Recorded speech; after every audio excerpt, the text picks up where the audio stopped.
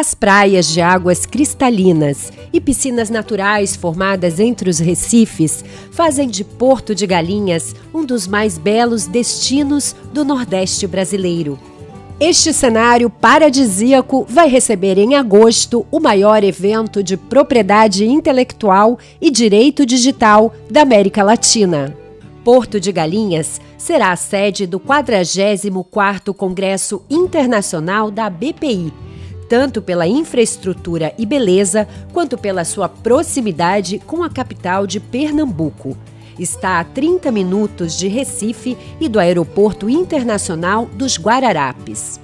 Terra de um povo alegre e hospitaleiro, onde passado e futuro se encontram no misto de história, cultura e inovação, Recife tem a 4ª maior região metropolitana do país e é um hub para o desenvolvimento econômico de outros estados do Nordeste.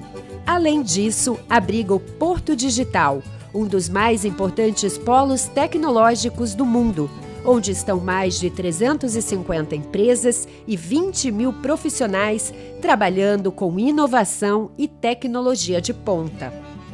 Um cenário que coloca a capital pernambucana entre as 6 cidades líderes mundiais da indústria de TI, segundo o portal internacional Rest of World. E é de olho em todo este potencial que, pela primeira vez, a BPI decidiu levar o evento para a região. Nos dias 12 e 13 de agosto de 2024, os maiores especialistas e profissionais de TI do mundo todo estarão em Porto de Galinhas para debater os principais temas de propriedade intelectual e direito digital.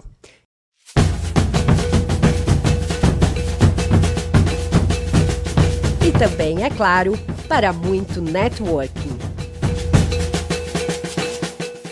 Não perca a chance de fazer parte desse evento.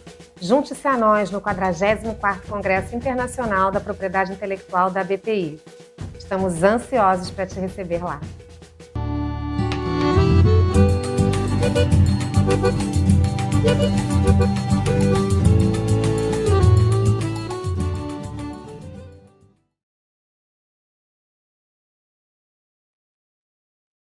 Bom dia a todos. Enquanto a Kelly, que é a nossa palestrante, não entra, eu vou dando uns avisos para quem já está aqui. Vamos lá. Primeiramente, para quem não está no grupo de WhatsApp, por acaso, mais uma vez eu peço que entre. O Silvano vai mais uma vez colocar a, a link para vocês poderem acessar. E resumidamente, ontem nós passamos diversos avisos sobre o trabalho de final de curso que vocês vão ter que fazer. E eu vou ler para vocês o aviso que está fixado, inclusive no grupo de WhatsApp, porque eu acho que vale a pena para ninguém, enfim, ficar, de certa forma, perdido. Vamos lá. Primeiro, orientações. O trabalho pode ser realizado em dupla. Então, é obrigatório que seja realizado em dupla? Não, não é obrigatório, mas vocês podem, e é sempre uma oportunidade que vocês têm de certa forma, eh, vocês fazerem mais rápido o trabalho, né? Colaborando. Segundo tópico, o trabalho tem que ter de 2 a 3 páginas, excluindo a capa, né? Que tem identificação de vocês, que nós precisamos identificar vocês. Formato Word, tamanho A4, com margens de 3 centímetros superior esquerda, 2 centímetros inferior direita. Fonte Times New Roman 12, com espaçamento 1,5 entre parágrafos. O tema pode ser qualquer tema abordado no curso, inclusive o tema de hoje, que é indicações geográficas, né? É o primeiro tema de hoje. Para ganhar o certificado, além da presença de 75%, tem que entregar esse trabalho, gente. O prazo de entrega, que não vai ter extensão, e estou aqui reforçando muito isso, é, é 4 de maio, tá?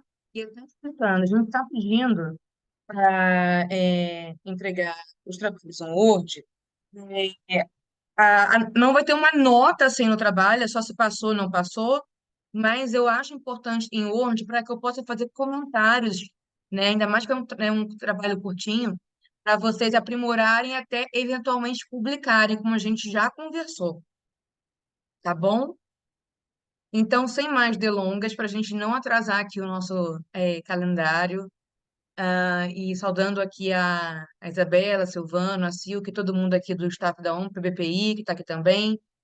Enquanto todo mundo vai entrando, eu vou apresentar a palestrante de hoje, desse primeiro painel que já está aqui, que é a Kelly Bruce.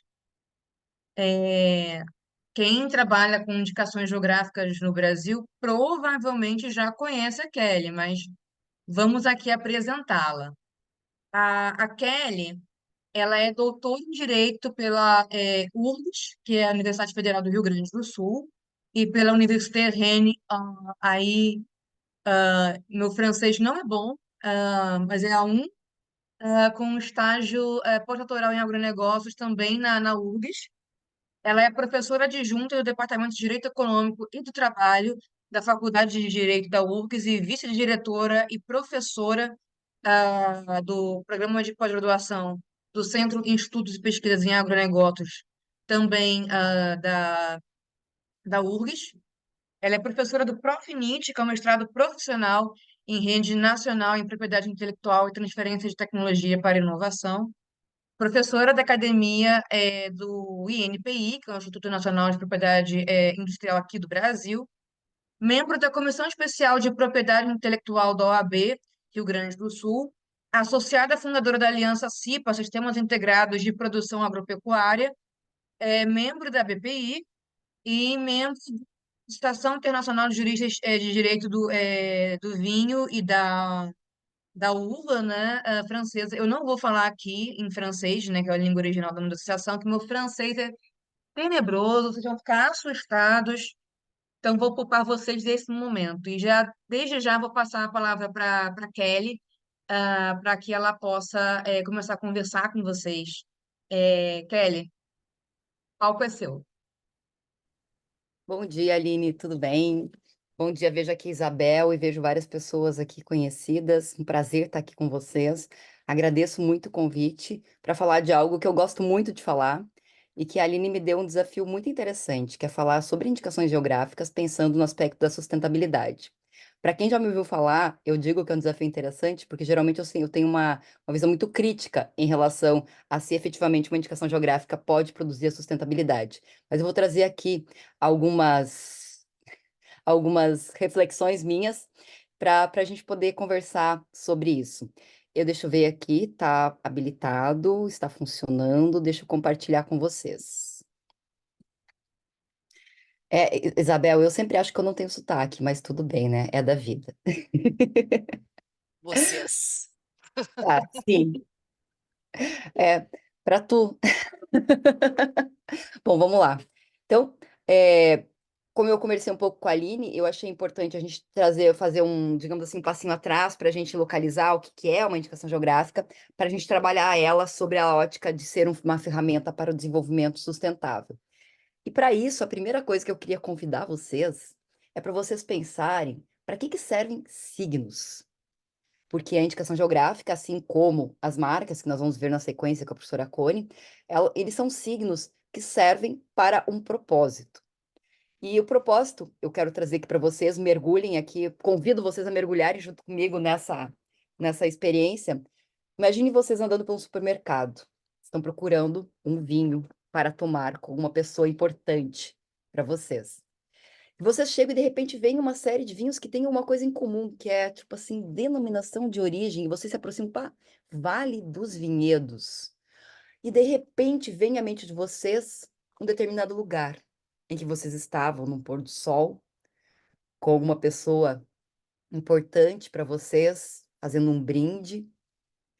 E nesse momento se concretiza o que que é o signo distintivo, que é aquele objeto que é remetido ao interpretante no momento em que ele se depara com esse signo. Ele vê na garrafa, por exemplo, o Vale dos Vinhedos, e ele é remetido a esse lugar, a esse momento, a essa situação. E isso faz com que ele, às vezes consciente, na maioria das vezes inconscientemente, opte por um produto ou serviço em detrimento de outro.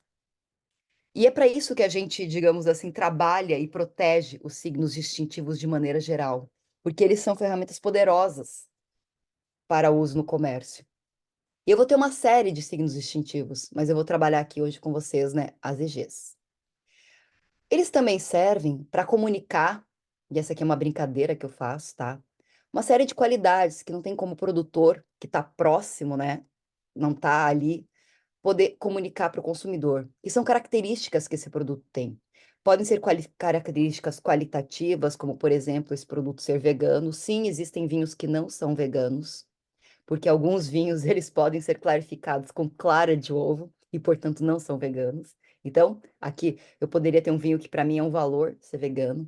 É um vinho que é livre de BPA, né? Não tem fitalatos nele. Nesse caso do segundo aqui, que custaria 15 pila, provavelmente ele teria fitalatos. É um vinho que pode ser consumido, por exemplo, se eu for consumir uma comida aí, para mim, se for importante a comida ser kosher ou a comida ser halal. Ou o vinho ele é, por exemplo, orgânico, isso também é um valor para mim, ou ele é uma denominação de origem. Então, também os signos servem para comunicar qualidades e valores que são importantes para aquele que vai adquirir ou consumir aquele produto. E isso pode significar, sim, essa aqui é uma brincadeira, por isso que eu estou falando, mas pode significar, sim, um diferencial naquele produto. E enquanto eu valorizo, enquanto eu estou disposta a pagar por ele. Outra coisa, um outro esclarecimento importante é que nós estamos falando daqueles signos que não são relacionados a características e requisitos obrigatórios. Por exemplo, se for pensar em alimentos, eu tenho toda a questão da sanidade e da segurança, que são requisitos que são obrigatórios, eu não posso abrir mão deles para eu colocar um produto no mercado. O que eu estou tratando aqui, quando eu falo desses tipos de signos distintivos, são de características que são optativas e que eu escolho valorizar elas em detrimento de outras características. Como, por exemplo, se for pensar aqui, coloquei vários novamente, mas eu quero um vinho que efetivamente tenha uma origem e que essa origem se conecte com alguma questão para além apenas da própria origem geográfica do produto. E qual que é a função, além de tudo, deste tipo de signo distintivo? Eu tenho a função distintiva, que é a característica dos signos de maneira geral. Eu tenho a função também qualificadora ou qualificativa. A distintiva, eu me refiro quando eu digo que eu vou tomar um vinho da champanhe ou um vinho da cava. A qualificativa me dá a ideia de que todos os vinhos de champanhe, eles têm características mínimas que são iguais em todos eles. Eles vão ter 3 tipos de uva, eu tenho uma acidez mínima que é necessária para que ele seja considerado champanhe, eu tenho uma quantidade de uvas máxima que eu posso colher por hectare. Então, essas características me darão uma qualidade que vai ser comum a todos os produtos daquela região. E que daí, por isso, vão diferenciar ele de um produto de outra região. Para quem já tomou os dois, a diferença é nítida, né? Não tem quase acidez na cava depois que você toma um champanhe. E por fim, eu tenho uma característica que muita gente não gosta muito de explorar, mas ela é importante de ser conhecida e é importante da gente considerar ela nas indicações geográficas. Em marcas ou em patentes, a exclusividade de uso é óbvia, mas em indicação geográfica parece que não se fala muito dela. Mas sim, eu crio aqui uma exclusividade de uso, ou como economicamente eu poderia referir, eu crio aqui um monopólio legal. E esse monopólio legal, no caso das indicações geográficas, no Brasil, ele é perpétuo, porque eu não tenho um prazo de validade. Portanto, a partir do momento que uma determinada região ela consegue o reconhecimento de um signo distintivo como sendo uma indicação geográfica, o uso deste signo distintivo por todos aqueles que estão naquela região delimitada e seguem aquele regulamento de uso, ele é exclusivo. E eles têm, então, o poder de impedir terceiros de utilizarem. Outra diferença que eu gosto de trazer é essa lógica dos signos distintivos e qualitativos. Aqui, claro, os exemplos óbvios, mas o que eu gosto de trazer e ressaltar é que a indicação geográfica guarda os dois. Eu tenho qualidades internas e eu também tenho a distintividade em relação às outras. Aqui eu trouxe 2 indicações geográficas e eu vou apresentando assim para vocês as IGs do Brasil, como é o caso do Vales da Uva Gate e da indicação de procedência de Farroupilha, ambas para vinhos. Mas essas qualidades não são, e eu vou indo e voltando, essa é a minha estratégia, tá? Geralmente, Aline, para reforçar conteúdos. Essas qualidades não são qualidades que a gente chamaria de qualidades, e essa é uma brincadeira que eu faço comigo mesmo, tá? Por causa da minha origem, não são anglo-saxônicas, tá? Não são aquelas qualidades duras de segurança dos alimentos, higiene pessoal, limpeza, sanitização, padrão de identidade e qualidade, que são características que todos os produtos têm que ter. Elas são as qualidades que eu brincaria que são latinas. São aquelas qualidades que estão relacionadas ao sabor, ao aroma, à cor, à textura, ao aspecto, à tipicidade, à tradição, à cultura, o terroir, o saber fazer daquela região. São essas qualidades que efetivamente as indicações geográficas buscam expressar em seus produtos. Eu gosto muito de ressaltar isso, porque às vezes eu vejo alguns regulamentos de uso de indicações geográficas ou caderno de especificações técnicas cuja obrigatoriedade é cumprir a legislação. Ora, você não está fazendo nada além da sua obrigação, você não está trazendo nenhuma característica diferenciada. E são nessas características diferenciadas que reside realmente o coração de uma indicação geográfica. E eu gosto de ressaltar, porque, assim, por mais que eu fale, sempre acontece isso, as indicações geográficas não são uma marca. Eu tenho as marcas individuais, coletivas de certificação, e eu tenho as indicações geográficas. E só para a gente ressaltar que eu tenho todos os tipos de marcas individuais, além das marcas coletivas, que muitas vezes podem se confundir, porque a pessoa vai lá e registra primeiro como esse 100% Nortineira, que é de uma região, ou no caso do CEPEG, que é dos espumantes de Garibaldi, mas efetivamente esse é um passo diferente do passo da indicação geográfica, porque enquanto uma marca coletiva ela é de titularidade da associação que solicita essa marca, a indicação geográfica não pertence à associação ou à cooperativa que solicita, mas a toda a coletividade. E isso faz uma diferença muito grande no final. E eu também não posso me confundir com as marcas de certificação, porque elas vão certificar alguma qualidade ou característica, e elas vão pertencer a uma empresa que faz certificação, que é muito diferente, mais uma vez, de pertencer a toda a coletividade.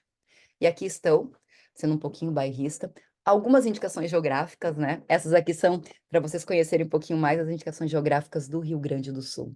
Eu vou desde o doce de Pelotas, não sei se muitos conhecem, mas é um doce de origem portuguesa, que é bastante conhecido aqui e que foi feita então uma estruturação para regulamentar quais são considerados doces de Pelotas, por exemplo, e então a partir disso esses doces cuja base é o ovo são produzidos exclusivamente lá.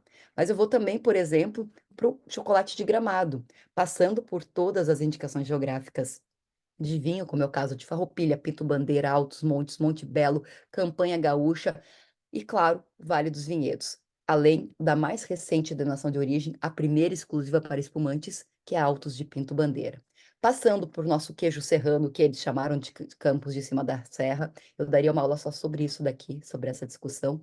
E outros que, por exemplo, como é o caso da campanha gaúcha, Pampa Gaúcha da campanha meridional, assim como o Vale do Sino, que não estão sendo utilizados. Então, aqui é só para vocês terem uma ideia, aqui é só do Rio Grande do Sul, da diversidade de indicações geográficas que a gente tem para uma série de produtos. Claro que esses aqui estão focados no agronegócio, o Sul tem uma característica como isso, mas as indicações geográficas não se resumem ao setor agroalimentar, e a gente vai ver isso na sequência também. Mas o que é uma indicação geográfica? A indicação geográfica, de fato, ela é um signo distintivo que representa a cultura, a tradição, a lealdade, a reputação daquele local, a constância de uma execução de uma determinada forma de produção de um produto, a história que está relacionada com aquele produto, o saber fazer e o território ou terroir que ele representa.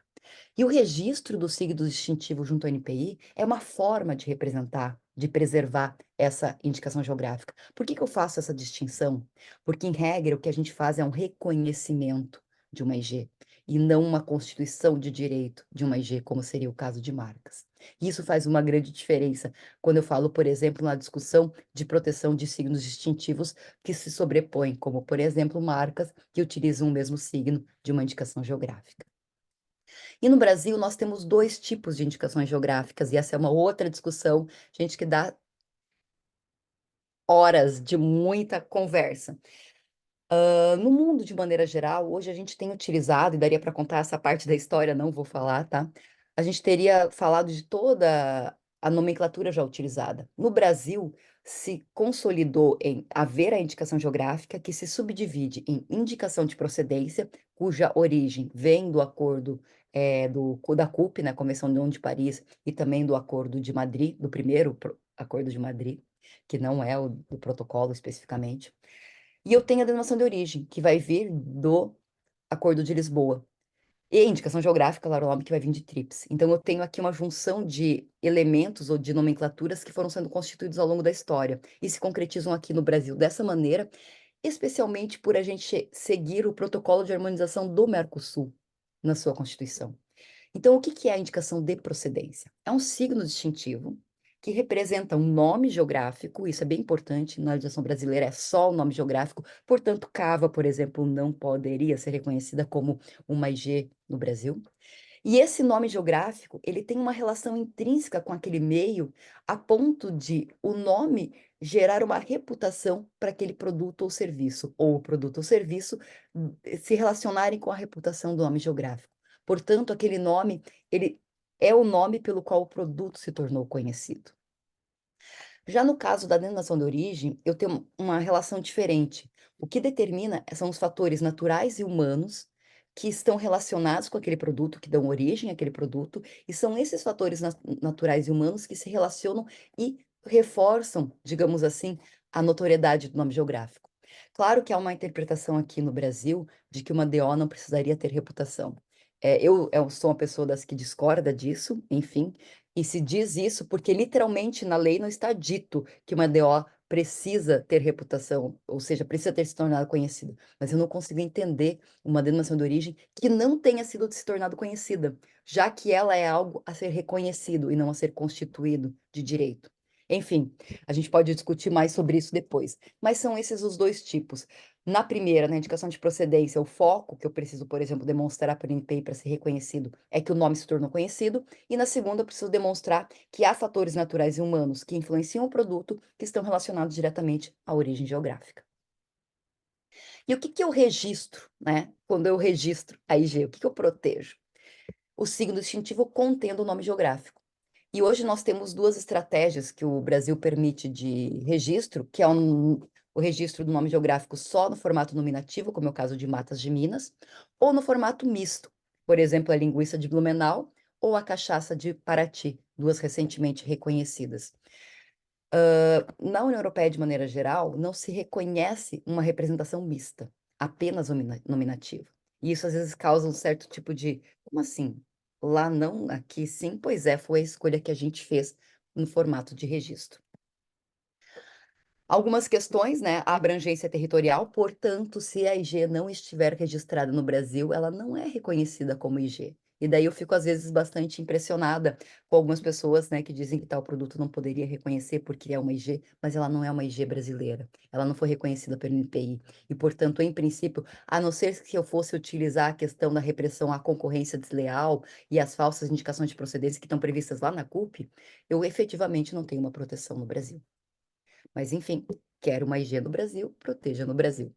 Qual que é a proteção que é conferida, assim como os outros direitos de propriedade intelectual? A proteção é negativa. É o direito de impedir terceiros que não estejam na região de utilizar a IG. Além disso, no Brasil, o limite temporal é indeterminado. Eu não tenho limite de proteção. Há uma questão na lei que está um pouco diferente da prática, que é uma coisa interessante também, que se determina primeiro que o uso da IP-IDO é restrito aos produtores ou prestadores de serviços que estão na região. Assim, eu não falei nenhuma vez, mas sim, nós temos IG de produtos e IG de serviços. Como a gente só tem uma IG de serviços, eu eventualmente toco nela, porque é algo bastante peculiar do direito brasileiro. Quando vem me pedir lá fora, eu de fato nunca vi uma IG de serviços. E se por acaso alguém conhecer, tiver documentação sobre isso, me mande, porque eu gostaria muito de estudar um pouco melhor. Mas voltando. Então, primeiro, eu preciso fazer o registro, né? Eu preciso determinar que o uso é restrito aos produtores e prestadores de serviços estabelecidos na região. E a lei, a 9279, diz que no caso de DO, tem que atender os requisitos de qualidade e tipicidade. Mas na regulamentação, o NPE entendeu que era necessário ter um caderno de especificações técnicas, antigamente chamado de regulamento de uso, e nesse set, caderno de especificações técnicas, eu devo estabelecer requisitos tanto para IP quanto para DO. E essa é uma outra discussão que poderia ser feita. Ainda não vi nenhuma no judiciário sobre isso, mas em princípio não basta estar na região. Eu preciso seguir o regulamento de uso, eu vou chamar de regulamento de uso porque eu acho o set muito estranho. Eu preciso seguir o regulamento de uso para poder efetivamente utilizar o signo distintivo no meu produto ou serviço. No que não pode ser reconhecido como IG? Aquilo que já se tornou de uso comum, como é tristemente o caso do queijo Minas, que inclusive ainda é feito em Minas, né, dentre outros lugares. O que não pode ser reconhecido também? Variedades vegetais. Eu daria uma aula só para falar do Prosecco, mas eu vou deixar registrado aqui que, de maneira geral, uma variedade vegetal, como é o caso do Prosecco, que está reconhecida como uva, né, como uma variedade desde 1979, a minha idade, no Brasil, posteriormente apropriada, né, por uma denominação de origem italiana e atualmente tentando ser imposta, digamos, aos demais países como IG, é algo que me chama atenção, considerando que isso daqui é uma previsão específica do próprio Acordo TRIPS. Além disso, não pode ser reconhecido como IG um nome de uma raça animal, como é o caso do Angus, por exemplo, e um homônimo, exceto quando eu conseguir ter uma diferença substancial, que seria o caso, por exemplo, de Rioja e Rioja Argentina. Além disso, essa é uma coisa interessante. O nome de um lugar que não constitui MG poderia servir como elemento característico da marca. E essa é uma pergunta que eu vou deixar para vocês pensarem. Será que essa disposição dá margem para aplicar o princípio da especialidade para as indicações geográficas? Porque eu vejo, por exemplo, que a IG Canastra, se eu não me engano, ela foi reconhecida em 2012, mas posteriormente eu tenho marcas contendo o elemento nominativo canastra para titulares que, inclusive, não são associação em outras classes. Será que isso faz sentido? O NPE entende, tá, que há aplicação do princípio da especialidade, embora não tenha nenhuma previsão legal para isso. Mas eu entendo que não faz muito sentido você permitir que outros utilizem o mesmo nome geográfico, se apropriem dele, inclusive em marcas, em classes próximas do próprio produto. E isso pode, de fato, acabar levando a algum tipo de confusão com a própria indicação geográfica, além da possibilidade de diluição dela. E quem pode registrar? Bom, a lei estabelece que, a lei não, desculpa, o NPI estabelece que é uma pessoa jurídica que represente a coletividade. E nesse caso, estabelece também lá na IN 04/2022, Portaria 04/2022, que seria uma associação, sindicato ou cooperativa. Sindicato é um tipo de associação, então uma associação ou cooperativa, pensando nos tipos jurídicos que a gente tem de entidades representativas sem fins econômicos. A ideia é que sejam efetivamente entidades que possam representar a coletividade e que não coloquem nenhum empecilho para que essa coletividade participe da própria entidade. Um único produtor ou prestador de serviço também pode ser legitimado para o uso do nome geográfico, se, por exemplo, ele mesmo for o único dono da área. É uma possibilidade. Nós não temos nenhuma IG com um único produtor, embora a gente tenha um pedido de IG, né, da Vale para ferro. E no final, de quem que é essa titularidade? Da pessoa jurídica que solicitou? Eu já falei sobre isso. Da coletividade, do país, da sociedade? Porque eu tenho algumas situações, como é o caso do direito francês, em que a IG, ela pertence ao Estado. E eu tenho um direito de uso, se eu estou na terra e se eu cumpro os requisitos, eu vou ter o direito ao uso, né, no comércio. No Brasil, se estabeleceu que são titulares todas as pessoas que se encontram na área delimitada e produzem o produto nesta área de acordo com o caderno de especificações técnicas. Então, ela pertence a toda a coletividade. E para obter o registro, ou seja, esse reconhecimento, eu preciso fazer o registro junto ao NPI. Eu vou passar aqui rapidamente, sabe, quais são os conteúdos, só para vocês terem uma ideia.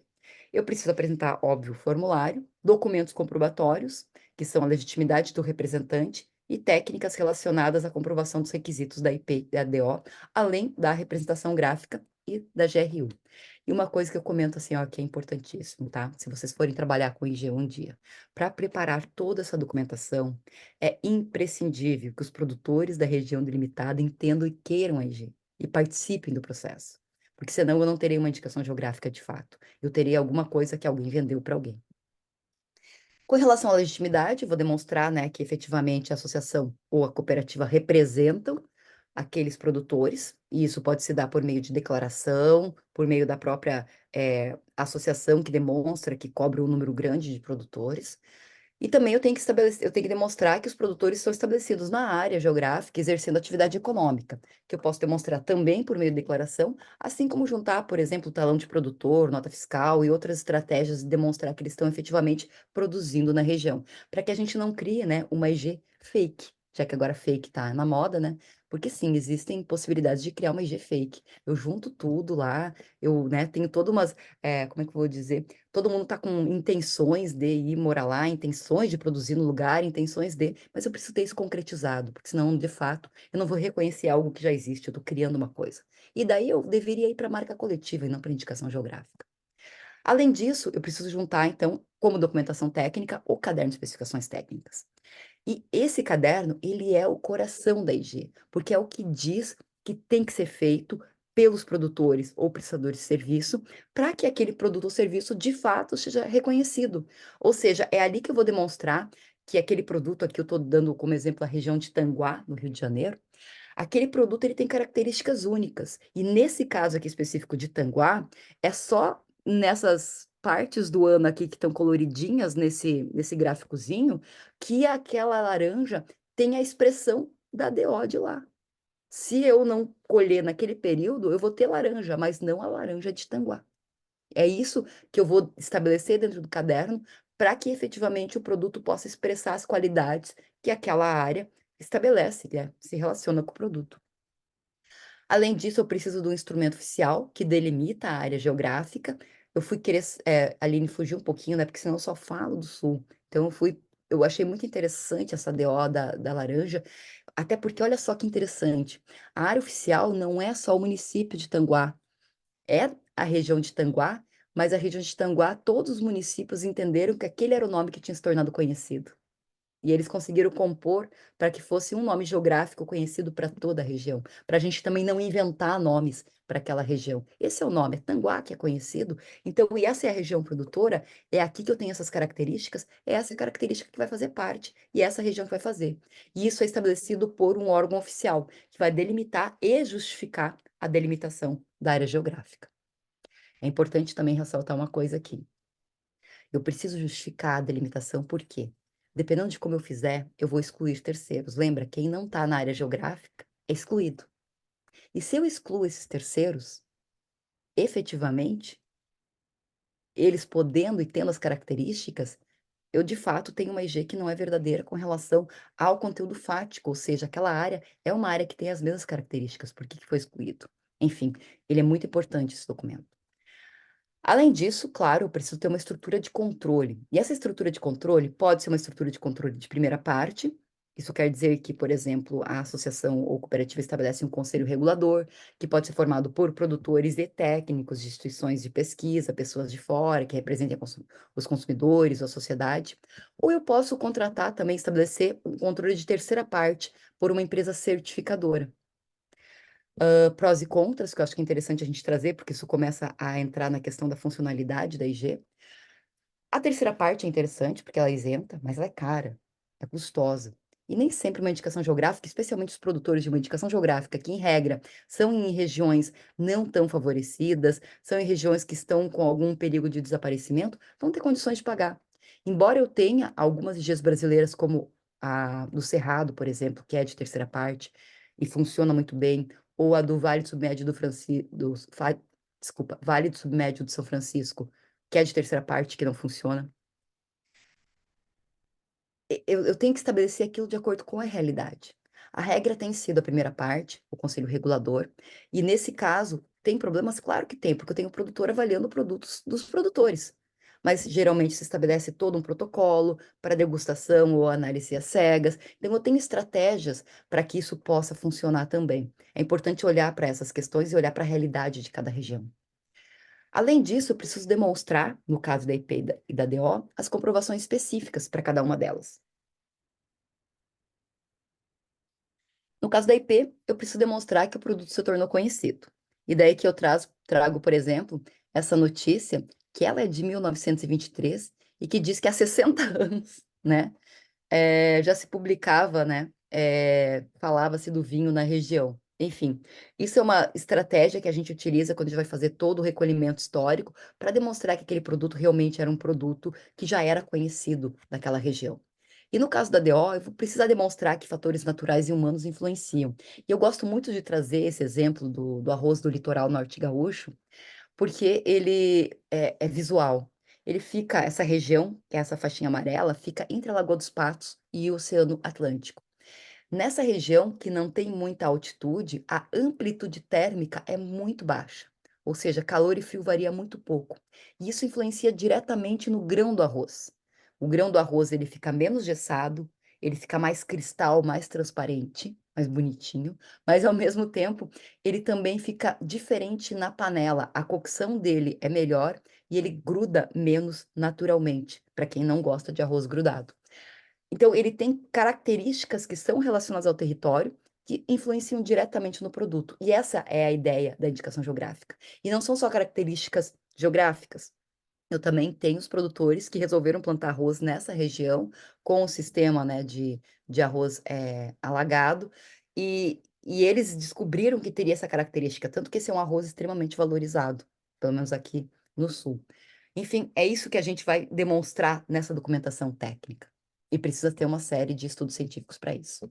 Além disso, tem que trazer a representação gráfica, né, da indicação geográfica. Ela pode ser nominativa, como é o caso, por exemplo, do depósito de Campanha Gaúcha e Cerrado, ou ela pode ser mista, como é o caso da erva mate do Planalto Catarinense ou da erva mate de São Mateus do Sul.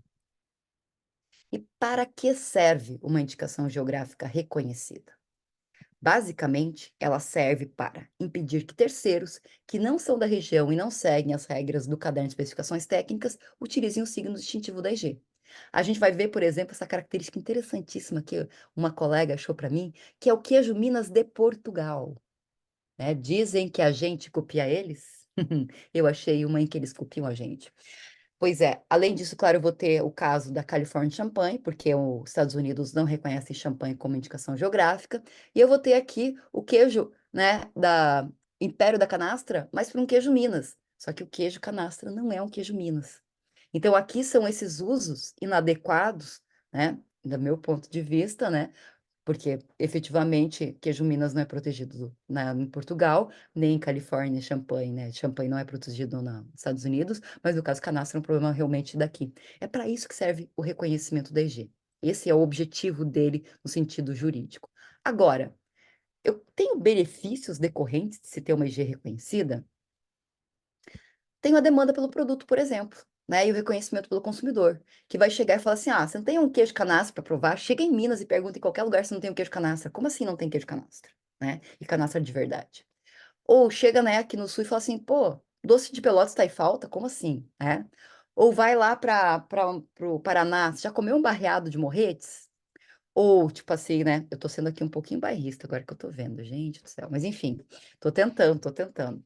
Eu gostaria de experimentar a erva mate São Mateus do Sul, para quem toma chimarrão, né? Ou, vocês já comeram um mel de melato de Bracatinga, que é um mel de toda a região sul? E alguém vai dizer que prefere o chocolate de Gramado. Essa demanda pelo produto é algo que pode ser decorrente, embora não seja o pressuposto jurídico de reconhecimento do IG. Além disso, uma característica que ocorre é a publicidade e visibilidade, em regra, gratuita, decorrente da IG.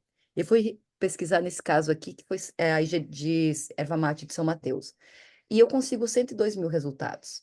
Eu vou pegar alguma coisa que não está reconhecida, eu não tenho esse nível de difusão. E isso, com certeza, auxilia na própria difusão do produto e na comercialização do produto. Mas eu também posso utilizar isso para regulamentar a produção e manter a tipicidade de um produto. Eu gosto de falar do caso da Vales da Uva Guete, porque a Guete, diferente das do que eu havia comentado antes, é uma variedade híbrida. E esta variedade híbrida foi trazida para o Brasil, e na região de Uruçanga, aqui, que é o Vales da Uva Guete, que eu acho que deveria ter sido Uruçanga, mas essa é a opinião só minha, é, Essa uva ainda ela sofreu algumas alterações e ela se tornou um pouco mais, digamos assim, escura, e ela tem características que se adaptaram à região. E essa uva estava começando a desaparecer, eles estavam substituindo ela por outras uvas, geralmente viníferas, né. Até que vem todo esse processo de resgate, olha só, eu tenho uma uva que veio para cá, sei lá, no século XIX, e ela se adaptou aqui, e ela tem essas características, e dá esse vinho desse jeito, que não é um vinho com gosto europeu, nem chileno, nem argentino. É um vinho com características e tipicidade que é dessa região. E também é para isso que uma indicação geográfica deve ser reconhecida. E esse aqui, até para brincar com vocês, é um vinho que o então presidente, quando presidente, não quando ditador, Getúlio Vargas, tomava e servia no Palácio Presidencial, que era o vinho que ele dizia que era o melhor vinho do Brasil na época. Então, eu tenho toda uma história relacionada com essa uva e com esse vinho que estava desaparecendo. E com o reconhecimento da IP e agora, né, o depósito da DO, ele com certeza foi trazido à tona e hoje eu tenho muito mais hectares plantados do que eu tinha na época do reconhecimento da IP. Eu também tenho, e eu falo, eu friso muito, é possibilidade de agregação de valor. Não é garantia de agregação de valor. Porque muitas vezes o que mais me interessa numa IG é que ela seja demandada, que eu tenha compradores e que aquele produto não encalhe e que eu tenha com periodicidade, tipo, perenidade, aquela demanda por esse produto. Então, sim, a agregação de valor, ela é uma possibilidade. Muitos afirmam que ela acontece, eu não gosto de afirmar isso, porque eu não tenho estudos concretos que demonstraram isso ao longo do tempo em várias indicações geográficas, mas com certeza uma perenidade no comércio eu consigo garantir. E por fim, algo que pode ser bom e ruim, que é o turismo associado ao produto. E aqui eu trago alguns exemplos do turismo associado ao Vale dos Vinhedos, que também, claro, pode trazer uma série de problemas que eu vou falar na sequência relacionados com esse turismo. Além disso, eu consigo possibilitar aumentar o leque de compradores, vender para lugares diferentes, exportar, posso, tenho essa possibilidade. Eu sempre vou utilizar a palavra possibilidade, tá? Porque não é garantia.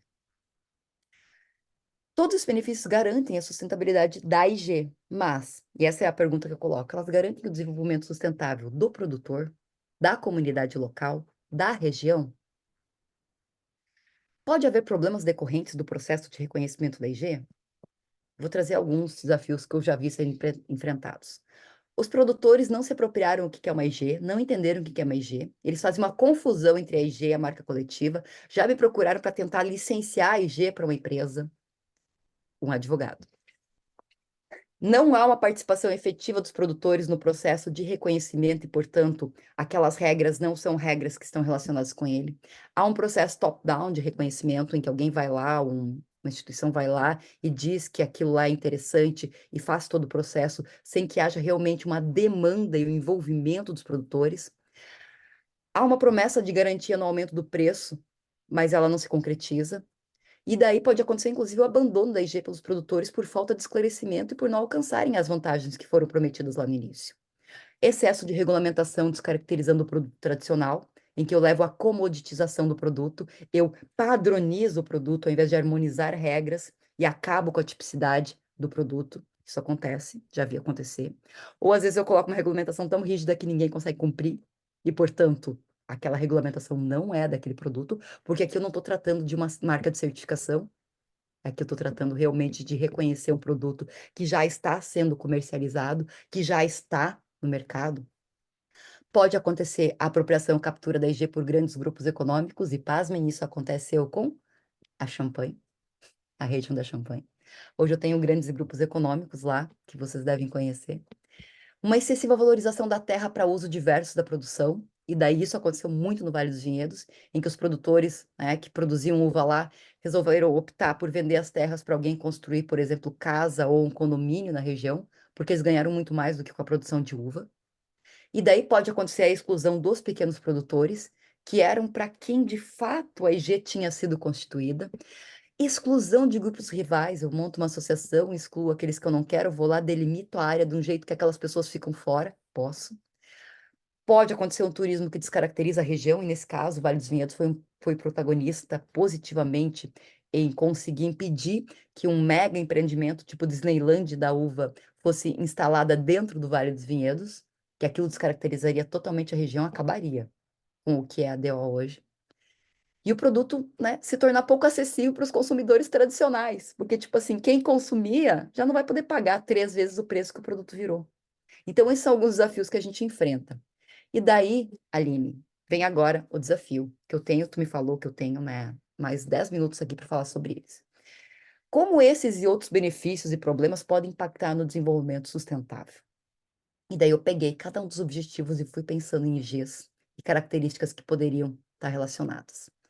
Por exemplo, quando eu falo com acabar com a pobreza em todas as suas formas, em todos os lugares. Eu visitei a região, né, que é da indicação de procedência da bala de Antonina. E eu visitei as duas fábricas, que na verdade são em duas casas de duas pessoas. E lá é uma região bastante carente, porque ela depende exclusivamente do porto, eu não tenho muitas opções de emprego, e, portanto, a indicação de procedência, ela conseguiu, naquela região, mobilizar pessoas para resgatar algo que era conhecido, que é a tal da bala de banana. Se alguém não comeu, ela é maravilhosa. E, ao mesmo tempo, dá, como que eu vou dizer, assim, vontade para aquelas pessoas efetivamente fazerem, trabalharem naquele lugar, naquilo que elas podem, naquilo que é delas, assim. Realmente foi bonito de ver o que aconteceu. E o litoral norte gaúcho, que é o arroz que eu queria trazer, inclusive, é uma região que era uma região bastante pobre do estado e que conseguiu ser valorizada por meio dessa alternativa que a gente descobriu que, né, de fato, é uma região específica. E lá a gente tem uma região que é uma região que era de assentamento. Então, eu vou ter a possibilidade de estruturar, de trazer visibilidade, de trazer oportunidades para uma região que poderia estar em uma situação de empobrecimento, uma situação de gentrificação, essas diversas situações e que a IG poderia ser uma estratégia para trazer isso. Agora eu tenho que cuidar, porque ela também pode se tornar no oposto. Eu posso ter uma região em que começou a ser valorizada e, de repente, grandes grupos econômicos entendem que pode ser um lugar interessante e começam a comprar as áreas e expulsar as pessoas que eram as pessoas originárias daquela região. Com relação ao objetivo 2, acabar com a fome e alcançar a segurança alimentar e a melhoria da nutrição e promover a agricultura sustentável. Eu pensei nesses dois casos. Esse aqui, o primeiro é da região de São Gotardo e o segundo é da banana da região de Corupá. Eu vou falar primeiro da banana, porque ela me chama muita atenção. É uma região do estado de Santa Catarina bastante complicada para a agricultura de maneira geral, porque é morro acima, morro abaixo, mas que a bananicultura se adaptou muito bem. E ela tem características que são diferentes, porque ela precisa de um período mais longo, porque é uma região que pega frio, então ela precisa de mais tempo para maturar, mas a banana, por maturar por mais tempo, ela fica mais doce. Então eu tenho características que permitiram que aquelas pessoas daquela região encontrassem uma alternativa, né, para uma agricultura sustentável para aquele lugar. Não vou dizer que seja sustentável no sentido agroecológico, porque eu ainda tenho uma monocultura, mas é mais sustentável e estou produzindo produtos, né, que fazem parte da ideia da segurança alimentar nessas regiões. São Gotardo, que é uma região que é de imigração nipônica, ela também passou por um processo, há um período muito anterior, de divisão das terras entre os produtores que chegaram, então eram pequenas propriedades, eles se especializaram naquilo que eles sabiam e podiam trabalhar. Então é uma região que se tornou muito rica pela diversidade também das culturas que ela consegue trazer naquele lugar e que podem garantir. Então, a IG em si, não vejo ela como uma possibilidade de acabar com a fome ou de promover a agricultura sustentável. Mas dependendo da região e do que é plantado, de quem está lá, eu consigo ter como spillover positivo que essa segurança alimentar possa advir do reconhecimento de determinadas regiões. Até porque a minha brincadeira é essa. Aonde eu tiver uma IG que esteja dando dinheiro, eu não vou ter soja. Uma brincadeira de mau gosto minha, claro, porque eu entendo que a soja é uma grande, né, cultura, mas de fato não é soja que a gente come todo dia, né? Todo dia a gente precisa de pelo menos uma variedade de nutrientes. E nos lugares em que eu tiver valorização dessas diferentes culturas, eu vou ter uma estratégia para enfrentar esse avanço de uma monocultura específica. Eu estou falando isso, por exemplo, por causa do estado do Rio Grande do Sul, que hoje nós sempre fomos muito tradicionais em cultura de arroz, e, de fato, hoje, grandes áreas do arroz, assim como grandes áreas do Pampa mesmo gaúcho, que é uma região, né, em tese preservada, estão sendo ocupadas pela sojicultura. E, enfim, né, são estratégias que a gente pode utilizar para trabalhar com essa demanda, enfim. Assegurar uma vida saudável, essa daqui, Aline, confesso que foi assim, foi pensar, como é que eu poderia assegurar uma vida saudável? Eu falei, bom, eu tenho aqui no Brasil 2 DOs de própolis. A própolis vermelha dos manguezais de Alagoas e a própolis verde de Minas Gerais, que são utilizadas muito pelas suas características medicinais e há cada vez mais comprovações daí sim científicas do seu uso para o bem-estar. Então, sim, eu posso ter IGs de produtos naturais, e daí eu poderia ter trazido o açafrão, eu poderia ter trazido outros elementos, né, que tradicionalmente, dentro das culturas tradicionais, pensando, né, no painel de ontem, podem desta forma ser protegidos. Eu tenho sérias ressalvas com falar que esta é uma boa forma de proteger conhecimentos tradicionais associados, tá? Tem uma grande ressalva. Mas se eu não tenho estratégia, é uma estratégia que pode ser utilizada para eu preservar algum tipo de conhecimento tradicional, desde que seja aquela comunidade, né, que se aproprie do próprio conhecimento. Assegurar a educação inclusiva e equitativa e da qualidade, promover a oportunidade de aprendizado ao longo das vidas para todas e todas, eu fiquei pensando nessas 13 Gs, tá? Eu estudei um pouco mais a de São João del Rei, em que eu tenho uma situação em que os jovens não estão aprendendo o ofício. E é um ofício que já foi considerado muito e que garantiu 3 gerações, né, de abundância. Franca e Birigui tratam de calçados, calçado de Franca de adultos, calçado de Birigui, calçado infantil. Será que as pessoas que estão na região, elas não têm, com o incentivo da IG, uma oportunidade de ver que eu tenho possibilidades de ofício, que são ofícios clássicos, não esses são ofícios modernos, não é o pessoal da TI, mas que eu tenho ofícios clássicos que podem também garantir, né, uma oportunidade ao longo da vida para todas as pessoas? E será que ensinos relacionados com as IGs que são da região não poderiam ser uma estratégia? Então, assim, ó, eu fui indo, mas pensando nessa lógica do que a IG pode promover em relação a isso. Agora, essa eu acho que sim, é muito pertinente. Alcançar a igualdade de gênero e empoderar todas as mulheres e meninas. E aqui eu tenho 5 IGs que eu acho que estão muito relacionados com isso. Porque são as mulheres que fazem as panelas de goiabeira, são as mulheres que fazem a renda divina pastora, o bordado do cariri, o bordado do caicó e o bordado ali da região das lagoas de Mundaú, Manguaba. São elas. E é um resgate do conhecimento, do saber fazer delas, do empoderamento delas, delas terem a renda delas, de não dependerem dos maridos nessas regiões que são regiões muito às vezes muito desprovidas de oportunidade. Então, essas aqui eu tenho visto também, acompanhei alguns trabalhos em relação à região do Cariri Baiano, da Divina Pastora, que têm sido muito interessantes em relação ao resgate, né, desse conhecimento e dessa autonomia para essas mulheres poderem participar e ter a própria renda delas. Com relação a assegurar a disponibilidade e a gestão, né, sustentável da água e do saneamento para todas e todas, eu não tenho nenhuma IG direta, mas eu tenho uma indireta, que tristemente não está funcionando muito bem, que é o algodão colorido naturalmente da Paraíba. Por quê? Porque não sei se vocês sabem, mas para a produção de tecidos, o que a gente utiliza de químicos para tingimento e tudo isso é enorme. E quando você consegue, por exemplo, ter um algodão que cresce naturalmente colorido, com uma série de cores, é o marrom, é o verde, é uma cor mais ou menos assim, tipo de berinjela, tem outro que é amarelinho. Eu tenho várias possibilidades em que eu não preciso utilizar a tinta para o tingimento, que eu não preciso, então, descartar e fazer todo o tratamento relacionado com essa tinta. Eu posso ter indicações geográficas que preservem essa característica e essa relação. E depois também eu soube da possibilidade de utilização de alguns grãos, que daí foi de uma banca de mestrado da Ellen, né, lá do Profinit do IFPB, em que eu posso utilizar muitos grãos para fazer a própria limpeza da água. E eu poderia ter uma IG relacionada com esse tipo de conhecimento tradicional. Enfim, embora todas as minhas ressalvas.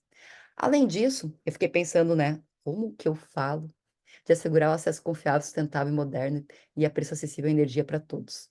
Bom, como eu conheço bem, eu sei que dentro da IP da Campanha Gaúcha, no Rio Grande do Sul, tem um produtor que é um produtor totalmente autossustentável em termos de energia. Ele buscou todas as estratégias para que toda a propriedade dele, inclusive a própria indústria de vinificação, pudesse ser suprida com energia limpa. Então, a IG não está relacionada diretamente com isso, mas ter pessoas dentro das IGs que pensam sobre as estratégias, com certeza valoriza esse tipo de olhar, que é o caso da Guatambu, nesse caso. Promover o crescimento econômico sustentado, inclusive, o emprego pleno.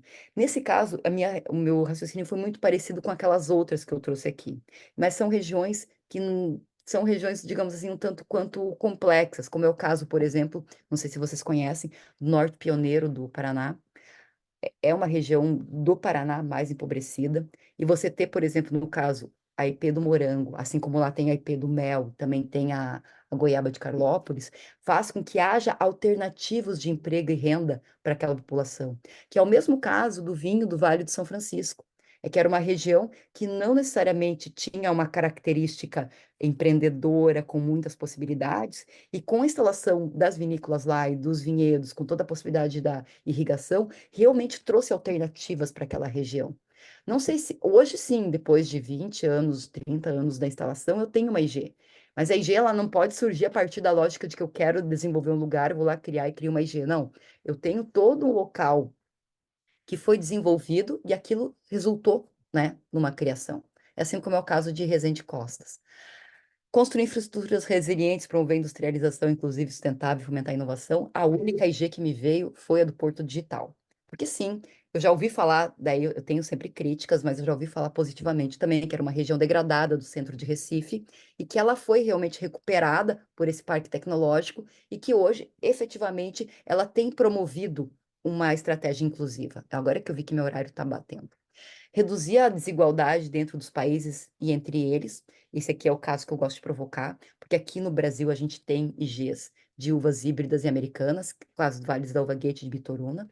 Eu quero ver se os países, né, realmente querem reduzir as desigualdades e promover a equidade, né? Se essas IGs, por exemplo, poderiam ser reconhecidas na União Europeia, já que são produtos típicos e tradicionais. Isso aqui é uma provocação. Tornar as cidades, e os assentamentos humanos, inclusive seguros, residentes e sustentáveis. Eu acho que é o caso do que fez a DO do Vale dos Vinhedos e toda a organização de lá, quando está tentando, depois de ter tido um período muito complicado, mas está tentando não mais permitir que condomínios ou aquela Disneylândia do vinho se instalassem naquele lugar e pudessem preservar a cultura e a tradição. Assegurar padrões de produção e de consumo sustentável, e nesse caso, para mim, um exemplo negativo é a região de Jalapão, que hoje tem sofrido com uma sobreexploração do capim-dourado, e, portanto, aqui eu tenho um exemplo do que não deve ser feito, né, de como não deve ser feito. Eu tenho que ter aquilo lá que Tanguá fez, eu tenho que colocar, é nessa época do ano que eu posso extrair, e é só nessa época do ano, senão eu vou ter uma sobreexploração. Então, esse é um exemplo. Tomar medidas urgentes para combater a mudança climática, seus impactos, e aqui eu tenho dois exemplos, como no caso, essa semana saiu, né, o INAO estabeleceu que se poderá desalcoolizar até 5 graus do vinho nas IGs, se isso for alterado no regulamento, porque isso aqui é uma constatação, né, as mudanças climáticas estão chegando e as IGs estão sofrendo, elas estão perdendo as características delas, porque não se faz mais o frio que tinha, não se tem mais a alteração, né, amplitude térmica, e a gente está perdendo características e, portanto, a gente precisa se adaptar. E eu tenho também a situação positiva, né, que é no caso do Vale de São Francisco, que conseguiu numa região que se dizia que não poderia produzir uva, produzir uva. E essa é a primeira IG de vinho tropical do mundo.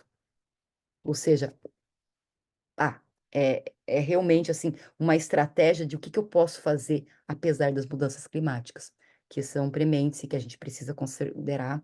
E acho que todo tipo de monocultura pode estar associado diretamente, mas esse é um outro papo ainda, né? Ainda a conservação e uso sustentável dos oceanos, dos mares, recursos. Eu sei que o 14 fala de mares, mas nós temos 3 IGs de peixes. Algumas eu acho que mais inclusivas e mais, digamos assim, preservacionistas, outras mais exploratórias, mas sim, eu acho que as IGs elas podem estar relacionadas com esse tipo de conservação também das águas. Proteger, recuperar e promover o uso sustentável dos ecossistemas terrestres, gerir de forma sustentável as florestas, combater a desertificação, deter e reverter a degradação da terra e deter a perda da biodiversidade. E nesse caso, eu gostaria de saudar realmente a, a AG da terra indígena Andirá Marau, que conseguiu, por um processo bastante árduo, se separar de uma IG mais comercial, que estava sendo reconhecida para a Maués, e preservar realmente a cultura e a tradição deles, o jeito de fazer deles de extração do açaí. E daí, do outro lado, tem um exemplo que eu acho que não é tão adequado, que é no caso do camarão da Costa Negra, que é um camarão exótico, que foi trazido e que acabou que tem trazido uma série de problemas ambientais para a região. Enfim, então são dois contrapontos que a gente pode ver dentro da própria lógica da IG. Promover sociedades pacíficas e inclusivas para o desenvolvimento sustentável, proporcionar o acesso à justiça para todos, construir instituições eficazes. Bom, como? E aqui eu acho que é o coração.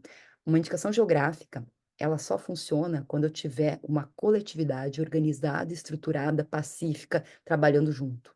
E eu acho que esse é um dos grandes ganhos das IGs, é você promover uma associação, uma cooperativa que precise trabalhar de maneira organizada, estruturada, para efetivamente promover o desenvolvimento daquela região. Nós temos cada vez mais trabalhado de forma individualista. E a EG, eu brinco que dentro dos direitos de propriedade intelectual, é aquela que vai lá e fala assim, não, peraí, essa aqui é a coletiva. É aqui que eu posso promover alguma coisa. E, por fim, fortalecer os meios de implementação e vitalização da parceria global, e daí o meu desafio é, tipo assim, um acordo Mercosul-União Europeia. Será que esse acordo ele realmente promove os meios de implementação e vitalizar a parceria global e desenvolvimento sustentável ou não, né? É possível inserir o desenvolvimento sustentável como requisito para reconhecimento do IG? E essa é a minha grande pergunta final. A União Europeia tentou, mas não conseguiu nessa última alteração. Será que IG é igual à sustentabilidade, a desenvolvimento sustentável? Ou isso tudo é algo a ser construído? Desculpa ter passado do meu tempo e muito obrigada, Aline. A gente que agradece, Kelly, sua aula foi muito rica, trouxe muitos exemplos. Só para te explicar também, a gente tem aqui um contingente bem grande de alunos de África, de Angola e Moçambique, principalmente, mas também tem Cabo Verde. É, Cabo Verde tem uma indicação geográfica, Moçambique tem uma e Angola, pelo menos pelo que me disseram, não tem nenhuma até o momento. Tem muita ainda a se fazer. Então, eu acho que é uma oportunidade, especialmente para esses alunos, de ouvirem de um país que tem diversas indicações geográficas, como é que se faz. A gente está com o tempo aqui apertado, a Cone, que é a aula seguinte vai estar aqui, a gente vai fazer um intervalo entre a sua aula e a da Cone. Ah, sim, a Argentina. Bom, Pamela, a Argentina, ela dá aula em indicação de vinho, né? Não preciso nem.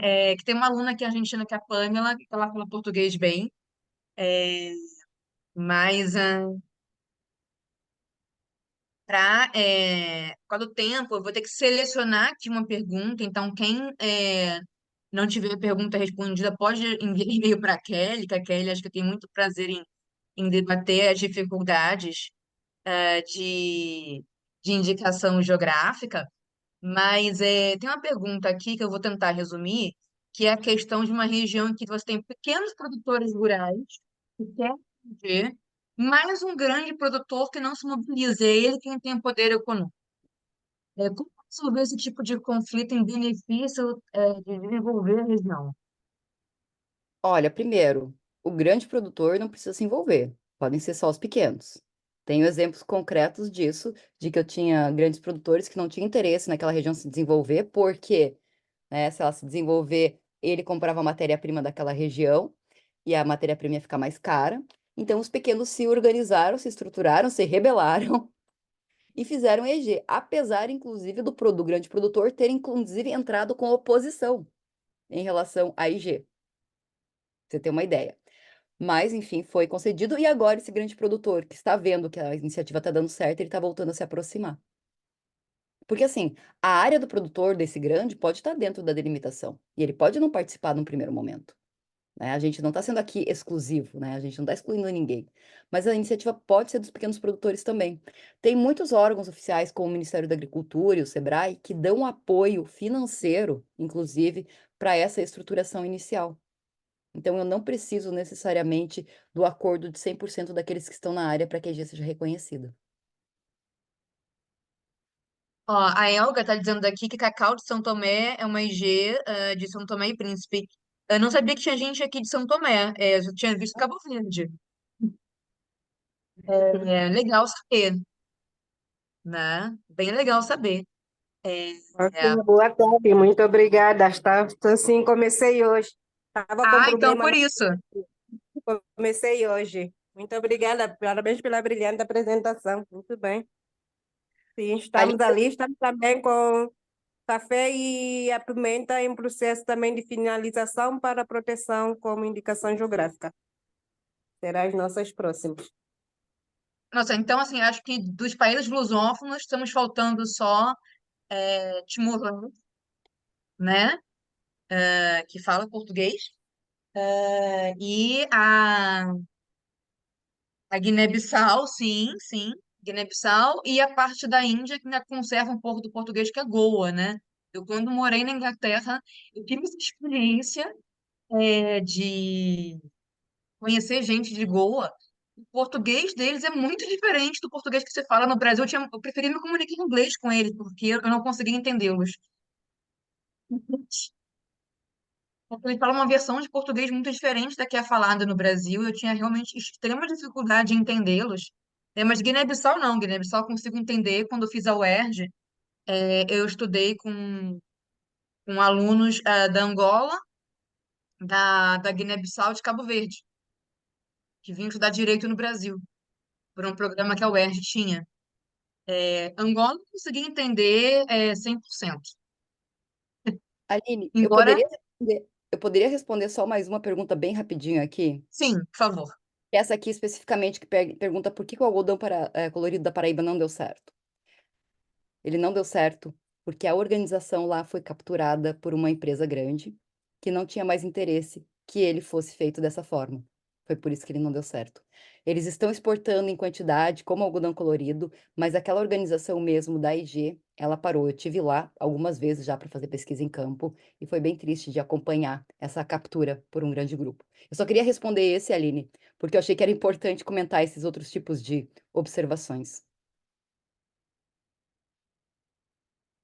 É, excelente, Kelly. Eu vou terminar aqui agora, infelizmente, para não avançar na aula da Cone, que já está aqui. A gente tem aqui 10 minutinhos de intervalo entre a sua aula e da Cone, então a gente volta 10h12. Eu vou pro pessoal ir ao toalete, pegar um café e etc. Ah, a Kelly pode ir escrevendo no chat o e-mail dela que estava no final da apresentação. Vocês também vão receber a apresentação, tá? Eu agradeço demais a Kelly pela generosidade dela de compartilhar aqui a sua experiência, seu conhecimento em IGs.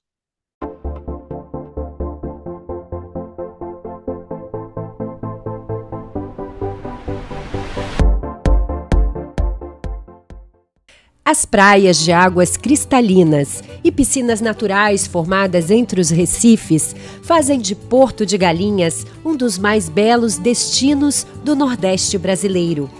Este cenário paradisíaco vai receber em agosto o maior evento de propriedade intelectual e direito digital da América Latina. Porto de Galinhas será a sede do 44º Congresso Internacional da BPI, tanto pela infraestrutura e beleza, quanto pela sua proximidade com a capital de Pernambuco. Está a 30 minutos de Recife e do Aeroporto Internacional dos Guararapes. Terra de um povo alegre e hospitaleiro, onde passado e futuro se encontram no misto de história, cultura e inovação, Recife tem a 4ª maior região metropolitana do país e é um hub para o desenvolvimento econômico de outros estados do Nordeste. Além disso, abriga o Porto Digital, um dos mais importantes polos tecnológicos do mundo, onde estão mais de 350 empresas e 20 mil profissionais trabalhando com inovação e tecnologia de ponta. Um cenário que coloca a capital pernambucana entre as 6 cidades líderes mundiais da indústria de TI, segundo o portal internacional Rest of World. E é de olho em todo este potencial que, pela primeira vez, a BPI decidiu levar o evento para a região. Nos dias 12 e 13 de agosto de 2024, os maiores especialistas e profissionais de IPI do mundo todo estarão em Porto de Galinhas para debater os principais temas de propriedade intelectual e direito digital.